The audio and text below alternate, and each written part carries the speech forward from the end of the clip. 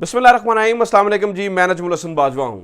नाज़रीन कराम, आज ईद का दूसरा रोज़ है। मुझे वैसे तो ये सेलिब्रेट करने के लिए और ईद की मुबारकबाद देने से मुझे इस वीडियो का आगाज़ करना था, लेकिन एक बड़ी अनफॉर्चुनेट चीज़ हुई है, एक बड़ी अजीब चीज़ हुई है। लिहाजा इसकी मैं क्या मुबारकबाद दूँ कि जब ईद के ऊपर जहर घोल दिया जाए। इन्होंने जहर घोल दिया है, बात मर्दों से निकलकर अब खवातीन तक आ गई है। बात जो है ना वो आमने सामने की लड़ाई से निकलकर अब पीठ के पीछे वार तक आ गई है। बात अब चीफ जस्टिस उमर अता बंदयाल के घर तक पहुंच गई है।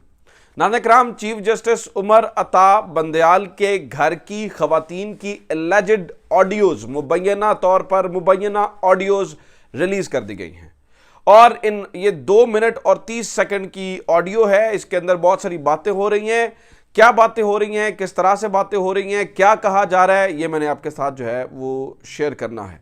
और क्यों इस ऑडियो को रिलीज किया गया, ये भी मैंने आपके साथ शेयर करना है। ये असल में चीफ जस्टिस उमर अता बंदयाल के घर की खवातीन हैं या नहीं हैं, इसके ऊपर भी बात करनी है। और नाज़रीन कराम, ये जो एक मुबैना हैकर है इंडी बेल, इसके ऊपर भी जो बात करनी है, ये असल में कौन है, ये जो सारी चीजें जो है ना वो कर रहा है। और इस ऑडियो के अंदर इमरान खान के बारे में क्या बातचीत हो रही है और इमरान खान के बारे में क्यों बातचीत हो रही है, इसके ऊपर भी बात करेंगे। आज सुबह 11:12 पर नाज़रीन कराम मुझे 0330 वाले नंबर से एक मैसेज आता है मुझे, यानी कि मेरे ज़ाती नंबर के ऊपर, मेरे ज़ाती व्हाट्सएप के ऊपर एक 0330 वाला नंबर है, उसके ऊपर से एक व्हाट्सएप आता है और उस व्हाट्सएप में एक लिंक होता है। मैं चूंकि ऑब्वियसली आपको पता है कि जिस तरह के मामलात हैं, मैं आए हुए किसी भी फॉरवर्ड लिंक को खोलता नहीं हूं, लेकिन मैंने जब देखा और जब मैंने वो उस चैट को खोला तो उसमें से पुराने भी मुझे लिंक जो है ना वो भेजे गए थे। वो एक पर्टिकुलर नंबर था, उससे मुझे पहले भी लिंक्स आ रहे थे। और जब मैंने उसको पहचानने की कोशिश की तो मुझे पता चल गया कि ये किस नंबर से और क्यों भेजा गया है।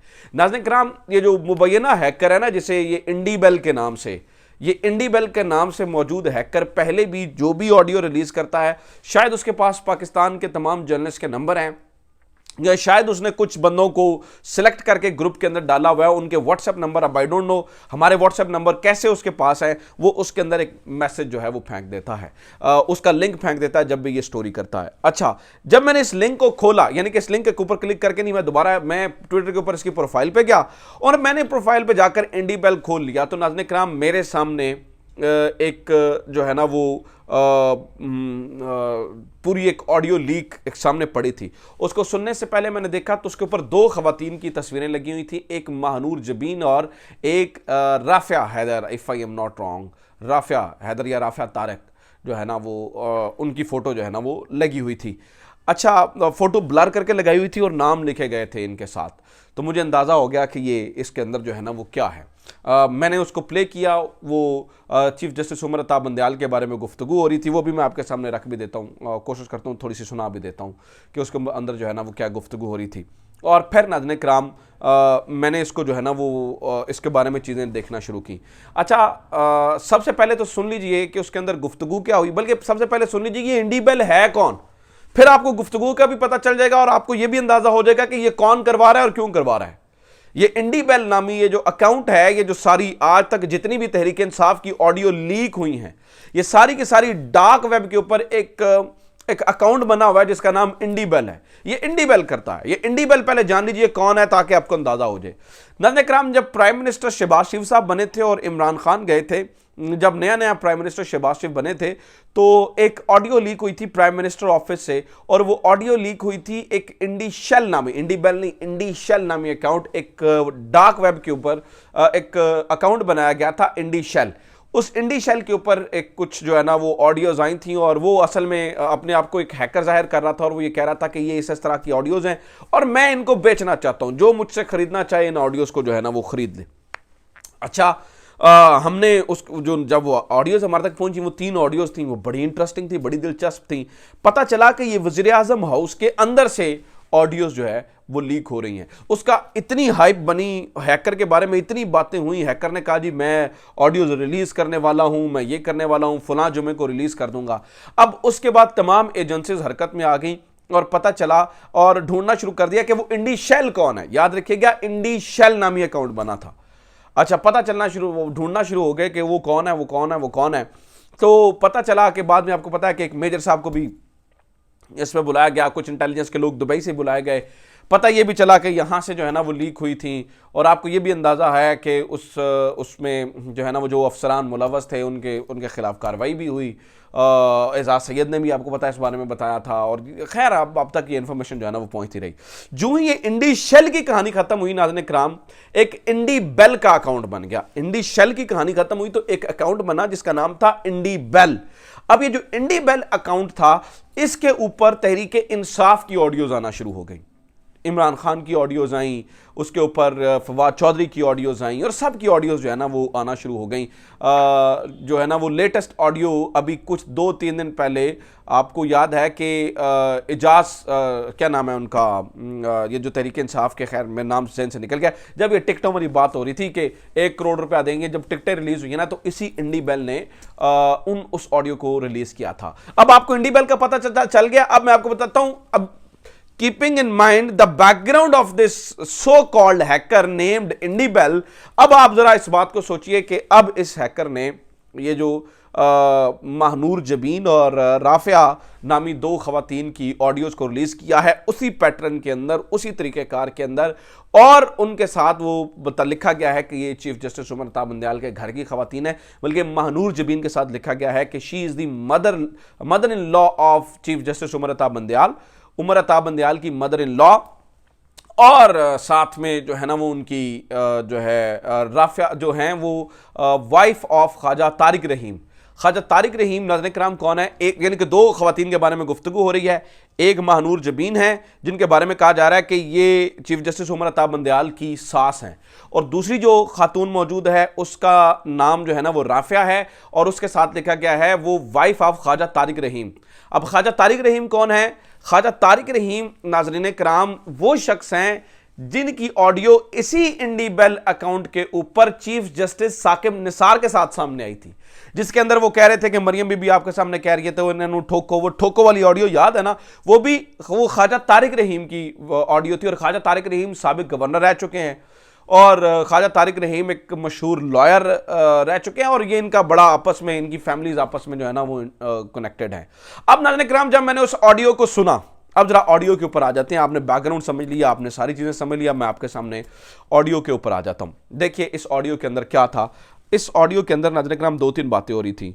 राफिया जो है वो ये कह रही थी, महानूर जबीन जो कि उमर अता बंदयाल की सास हैं, वो कह रही थी राफिया को कि राफिया क्या बनेगा। तो राफिया आगे से कह रही थी कि मैं जलसे के अंदर मौजूद थी, वहां पर लाखों लोग थे, मोस्ट प्रोबेबली वो इमरान खान के जलसे के ऊपर बात हो रही थी। वो कह रहे थे कि वहां पर लाखों लोग थे और वो उमर अता बंदयाल के बारे में दुआएं कर रहे थे। मैंने उमर को यानी कि उमर अता बंदयाल को मैसेज भेजा कि देखो यहां पर लाखों लोग हैं, इसी तरह से हर शहर के अंदर लाखों लोग हैं जो आपके लिए दुआएं कर रहे हैं, और मैं तो सुबह से पढ़ पढ़ के फूंक के जो है ना वो फूंक रही हूं। नाज़रीन किराम ये इतनी सादा सी बात है जो घर की खवातीन आपस में वैसे बात कर देती हैं, ठीक है।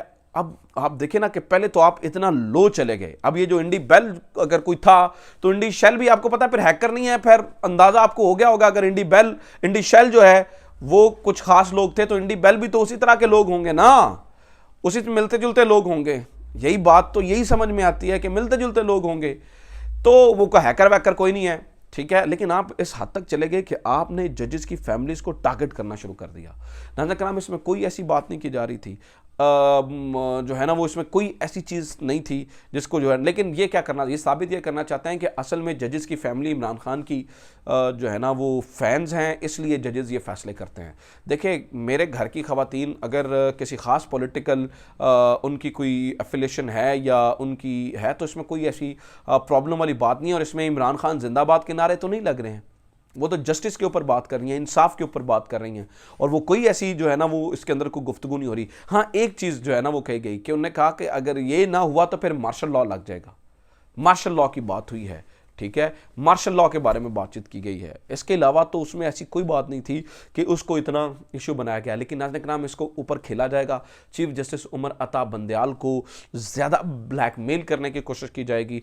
चीफ जस्टिस उमर अता बंदयाल को जो है वो ब्लैकमेलिंग की तरफ लेकर जाया जाएगा और उनसे मनपसंद के फैसले करवाने की कोशिश की जाएगी। और ये जो सब कुछ हो रहा है ना, ये आज का नहीं हो रहा। ये इंडी बेल नामी ये जो सो कॉल्ड हैकर है, सो कॉल्ड हैकर, यही इंडी बेल नाज़रीन कराम कुछ दिन पहले से इसने ये बता दिया था कि मैं ईद के ऊपर जजेस के ऊपर जो है ना वो एक पैकेज देने जा रहा हूँ जिसमें ऑडियोज़ और वीडियोज़ होंगी, और ये कह रहा था कि किसी एक शख्स की ऑडियो या वीडियो नहीं होती है। अब देखें ना ये इस हद तक चलेंगे कि ख़वातीन को टारगेट किया जा रहा है। पहले शानदाना गुलजार और फिर मलिका बुखारी के बारे में आपको पता है कल से जिस तरह से जो है ना वो वीडियो का तस्करा किया जा रहा है, वीडियो की बात की जा रही है, ठीक है, तो वो भी एक फेक वीडियो है। तो पहली तो बात यह है कि क्या ये महानूर जबीन और राफिया की आवाज़ें हैं, और अगर हैं भी तो भी इसमें क्या ऐसी बात हो रही है जिसको आप इतना इशू जो है ना वो बनाया जा रहा है। इशू इस बात पे बनना चाहिए नाज़रीन कराम कि गैर कानूनी फ़ोन टैपिंग के ऊपर 3 साल की कैद की सज़ा हो सकती है।